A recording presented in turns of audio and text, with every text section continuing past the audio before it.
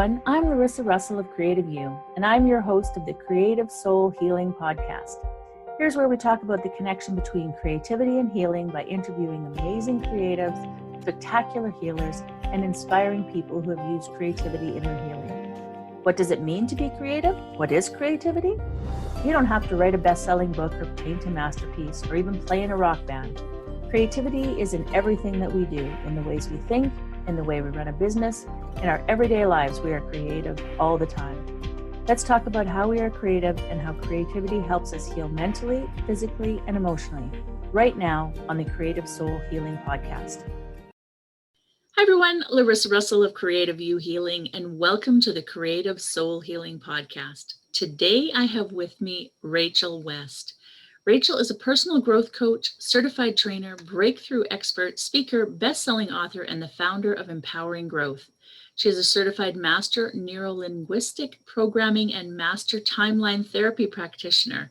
I have to ask you about that. She volunteers at Safe House in Las Vegas and is a certified domestic violence victims advocate.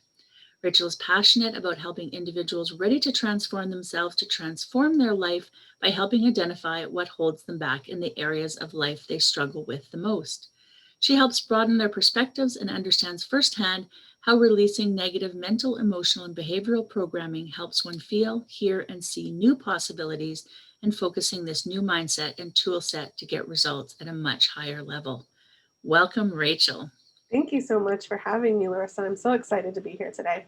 I'm excited to have you. And I was just, I've read a little bit and seen a little bit. And then just as I was reading it, it hit me. And I was like, oh, that's fascinating. We'll have to talk about that a little more. Yeah. So can you share some of your story and the path that's brought you here? Yes. I started my coaching business in January of 2020. And prior to that, I owned a graphic design business for 4 years. And that's how I stumbled into coaching.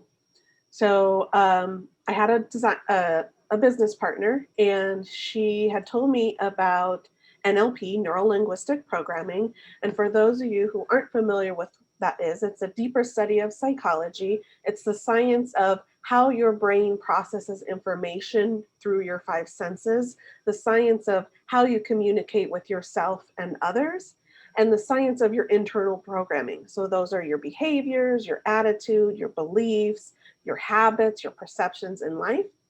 And timeline therapy is a holistic technique. It's used hand in hand with NLP. And it is the use of active imagination and traveling on your timeline, going back to the past or out into the future. And how I describe it is like a filing cabinet. So your brain, once it's formed in the womb, starts storing all of your brain memories or your brain files. And so the timeline therapy allows you to dig through your brain files or your brain memories and pull out the ones that you want to work on, the ones you forgot about, the ones you didn't even know existed. They're all there. We just have to sort through them and find them. So that's what it allows you to do. And then it also allows you to go into the future and insert future goals. So it's a really fun and cool technique. So my business partner told me about NLP. She's like, there's this boot camp coming to town. I think we should go. I think it's going to benefit in our business. I had no idea what it was. I had never heard of it before, but I trusted her. She was my business partner. And I was like, sure, I'll give it a shot. So I go to this boot camp. It's 6 hours long. At the end of it, I decide that, wow, this is going to be of value to our business. Decided I wanted to study it for the communication side, wanted to learn how people process information, how they communicate, so then I could turn around and write marketing messages to reach them on a deeper level. So I went all the way through the program, got my master's practitioner certification and my trainer's certification, and discovered that I no longer wanted to have the design business and that I wanted to start coaching and focus on mindset and mental health with a specialty in addiction. So really my journey began at the age of 2. A lot of my family members did and do struggle with addictions. So I grew up witnessing substance abuse of alcohol and drugs, even gambling and self-harm.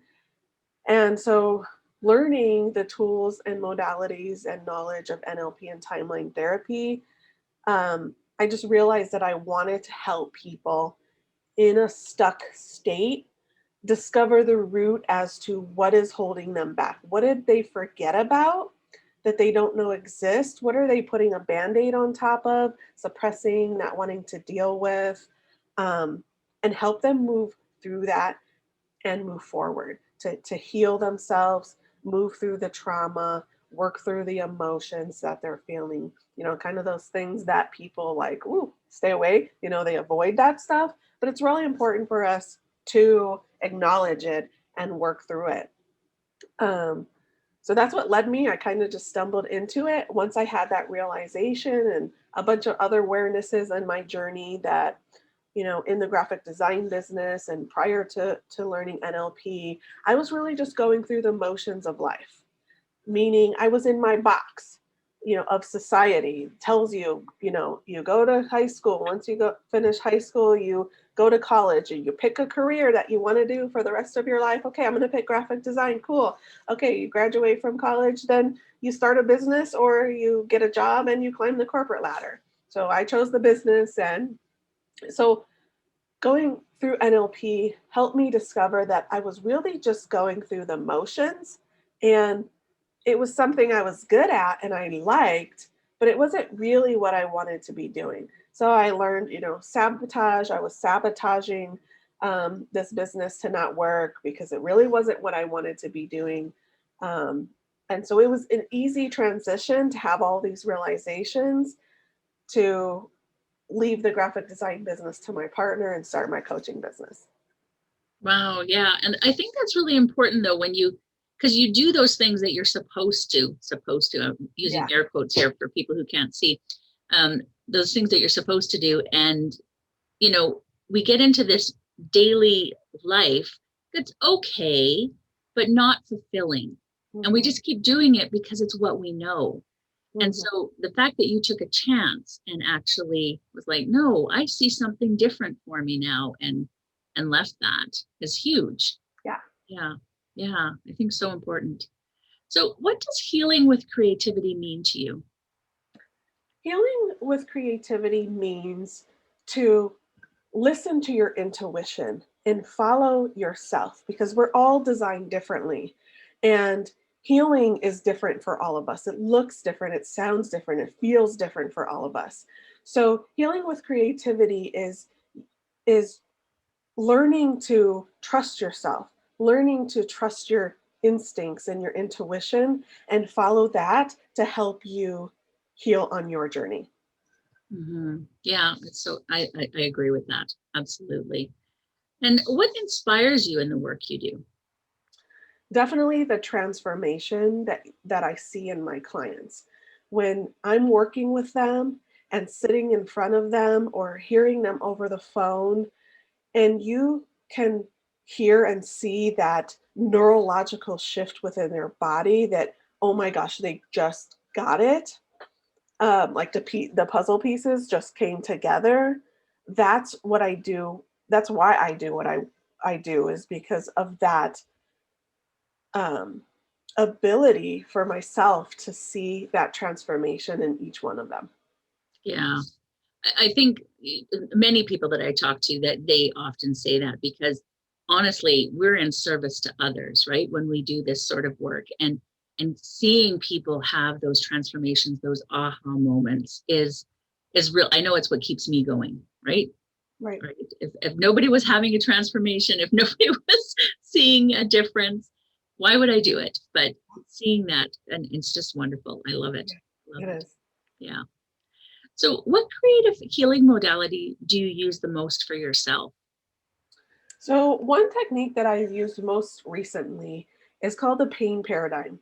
And what that is whenever you experience pain, whether that's a headache, you stub your toe, you're having some backache or a knee ache, if it's a short-term pain of some sort, what you do is you stop what you're doing and allow yourself to be in the moment. So when you're experiencing short-term pain like that, it's a response from your body telling you to listen. And so what I always do in the moment is ask myself, what am I feeling now? And what emotions are there in the pain? And when you do that, you just ask yourself, and certain things will pop in your mind, like fear, scared, hurt, excitement. I've even had positive feelings and emotions. So when you do that and you allow yourself to listen to your body and listen to your mind, the pain will either lessen or go away completely. So it's something I've been using a lot lately. For some reason, in the past I never used to really get headaches, but I'm getting them more often, maybe like once a month. And so I just sit there and I allow myself to ask myself those questions. What am I feeling now, and what emotions are there? And the headache will always go away. Mm-hmm. I talk about that a lot with my clients too, about feeling into the emotions. Mm-hmm. And regardless of what's happening around you, if you can feel the actual emotion, it can move through so much quicker than if we're fighting it. Exactly. It can't be anger. And you don't have to explode or do, but just allow yourself to feel it, right? Mm-hmm. Allow yourself to feel it, and then you can move through it. And so with pain and what emotion comes with that, that's a great idea. I don't know if I've done that with pain specifically, so I'll have to think about that one. Yeah, it's only for short-term pain. If it's longer-term pain, it's something else. It's something else. Yeah. Now, you've gone from graphic design, which is considered a creative work, and into NLP, which is considered a healing work. And often both of those are questioned about why they're monetizing those, right? Creative and healing. What are your thoughts on monetizing creative and healing works? I think it's important to monetize in some way, whether it's monetarily, whether it's time-based or trade-based. I think it's really important because on a neurological level, the person has to have something in it for themselves.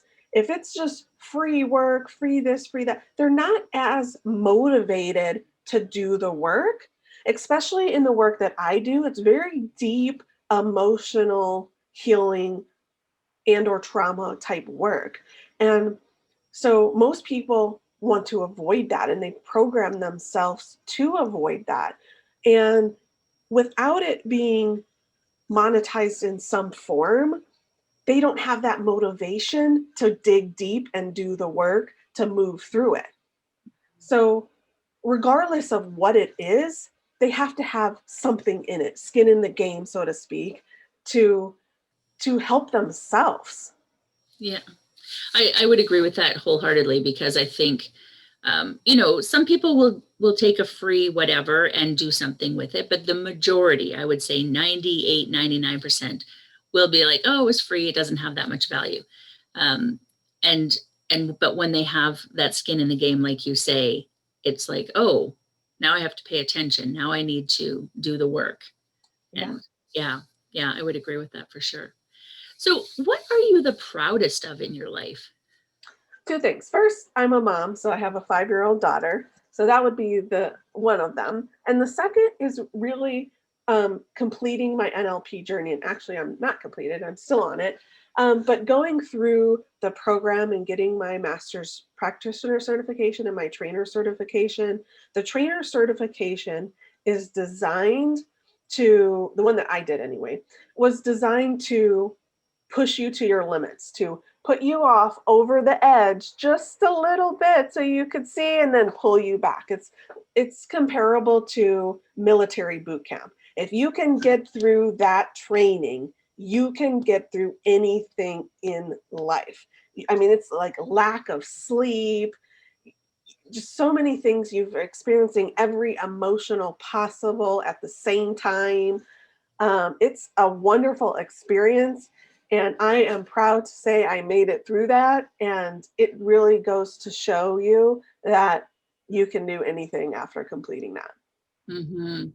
And I think that's an important point, is that when you do the work yourself, mm-hmm. right, and you can see what it does, then you realize that anything is possible. Really, anything is possible. And so then, of course, you want to share that work even more with other people so that they can see it as well. Yeah, absolutely. So if you could change one aspect of our society through your work, what would it be? I would say to have people show up with integrity and authenticity. So many times people show up in a space of image, in a space of persona, and they don't allow themselves to show up the real you or the real self, because for some reason they've created this belief that they can't, that they're going to be judged, or people aren't going to like them, or whatever reason they've made up that they can't show up themselves and they have to show up in this other way. And I was that person before my NLP journey, and even halfway through it, I was showing up with this mask on. I was showing up because I didn't want people to see the real me. I held people at a distance because I learned that if I let people get too close, regardless if it was personal or professional, that I would just get hurt. And so I only let them get so close. I wore this mask and show up in this persona that I thought people wanted me to show up as. And so just like the understanding, having everyone in society understand that everybody in the present moment is doing the best they can with the tools they have and the knowledge they have at the moment, and to show up with integrity, to show up with authenticity. And when we let ourselves get to know others on a deeper level, we find that we have a lot more in common than we do different. Yeah, and it's so true, right? And it's one of the reasons I work with women, just help them step into their authenticity, because when we can show up that way, everything sort of flows as it should around us. Yeah, absolutely. So imposter syndrome is one of those things that we all struggle with, or most. There's a few people who've said they haven't, but I'm going to ask you, have you struggled with imposter syndrome? And if so, how have you worked through it? Yes, I have struggled with it. When I first started my coaching business, I launched it, and that started to set in. Oh, I'm a brand new coach. There's people have been doing it a lot longer than me. Why are people going to listen to me? I've never had an addiction myself. So are people that are experiencing it going to believe and trust what I'm saying, because I've never experienced it myself? I've just witnessed it. So I definitely had that in the beginning. And what I did to overcome that, I hired a life coach. I hired somebody who I wanted to model, who I wanted to be like, and who was where I want to be. And the purpose of hiring her was to help me work on me that much more. Because when I show up my best self, and when I show up today better than I was yesterday, then I can help those people that I'm helping that much more. And when I realized that I'm not the most expert person at what I do, but I do know a lot. And when we allow ourselves to not compare ourselves to other people's journey, and I compare myself to where I started a year and a half ago to where I am now, I've expanded and growth and evolved so much that when we allow ourselves to just compare our self as yesterday, and not somebody else who's been on the journey for 10, 20, 30 years, then we can overcome that imposter syndrome. Absolutely. And I think that's an important point as well, is that when we allow ourselves, right? When we allow ourselves to look at where we were to where we are, we allow ourselves to just know that we are experienced where we need to be. We're more than what someone who comes to us, Yeah. So we know more than them. And so it's that allowing of self. I think that's so important. And I'm not perfect. It still creeps in from time to time. Just a couple of weeks ago, I was feeling it. I was like doubting myself, and like, am I going to be able to do this? I have these grand visions of what do I want to accomplish. Am I going to be able to do it? And that doubt kind of crept in, and I just allowed myself to be in it for a short time, and then pulled myself out of it. If we can learn how we can pull ourselves out of it by thinking of all the things you have accomplished up until this point, calling a friend and having them help talk you out over the edge. Because I didn't feel at any point that I wanted to give up, but I just had these doubts and the imposter syndrome creep in. And you just find ways for yourself to pull yourself out of it. Yeah. Don't allow yourself to sink into it. Yeah. Exactly. Do you have an inspirational quote or motto that you live by? I do. One of my mentors says, choice is a powerful thing and suffering is always optional. And to me, that is so powerful because everything we do in life is a choice. If we decide not to do something or not to make a choice, that in itself is a choice. So we can either stay where we're at today in that choice or do something different today so that we could have a different tomorrow. Mm-hmm. Yeah, I like that. I like that a lot. I want to thank you so much. Is there anything we haven't touched on today that you might want to share with anyone? Yeah, I just wanted to remind people to focus on what it is that you want as opposed to what it is that you don't want. So many people go through life telling you everything that they don't want. If you ask them, what is it that you want? They tell you everything they don't want. And I believe in energy, and whatever you put out, you get back. So if you're there saying, I don't want my business to fail, I don't want to have any more debt, I don't want to be overweight anymore, I don't want my relationship to fail, whatever it is, if you're saying you don't want, you're going to create that don't want to happen because that's what you're focusing on. Instead, flip it to what it is that you do want.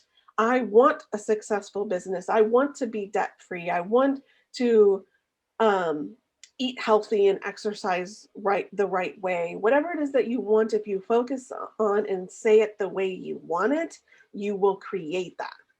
Yeah. And mindset, we hear so much about it. And I think because it's so important, right? It's the foundation of everything. And if we can change our mindset, we can literally change our life.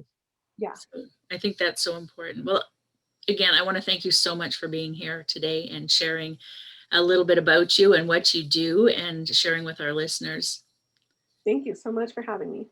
Yes. To our listeners, we'll see you again next week. And in the meantime, I wish for you amazingly creative days. Are you a daily journaler? Do you want more creativity in your day? We have 2 great creativity journals to start your day with. One for people who already have a journaling practice and one for people who are new to journaling. Both are an amazing way to start your day. Both make the perfect gift for a person in your life. Check out Have an Amazingly Creative Day and How Do I Have an Amazingly Creative Day? Both currently available on Amazon. Click the link below to purchase yours now.